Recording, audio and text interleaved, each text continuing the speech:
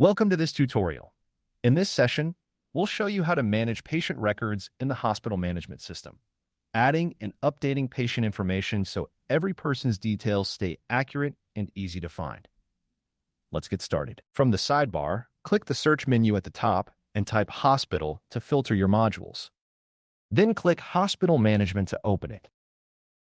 Next, click the Patients section. This is where every patient record lives, ready to be viewed, added, or updated. On this page, click here to begin adding a new patient. On the form that opens, start by entering the patient's full name in the patient name field. Every patient needs an assigned doctor. Click the assigned doctor field and pick one from the drop-down. Here, we'll select Amina Yusuf. Linking a doctor from the start keeps care organized and makes follow-ups easy to track. Next, add the patient's email.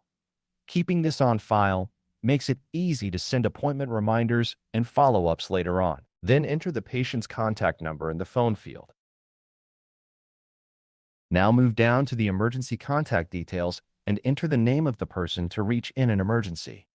Then add that contact's phone number. Having this on record means your team can act fast when it matters most. Next, set the patient's gender in the field provided. Then choose the patient's blood group. Capturing this up front can save critical time during treatment or emergencies. Click the date of birth field and pick the patient's birth date from the calendar. Click on the address field to enter the patient's complete residential address. In the medical history field, note any relevant health conditions. This gives your doctors helpful context before a consultation. Then fill in the known allergies field. If there are none, simply mark it as none, but flagging allergies here helps prevent harmful reactions down the line. Once everything looks right, click Create to save the new patient record with all the details you've entered. The patient has now been added successfully and appears in your list. Click here to view the patient information you just entered and confirm everything saved correctly. And that's a wrap on patient records. You've just learned how to add a new patient, capture their contact and emergency details, and record their medical history and allergies.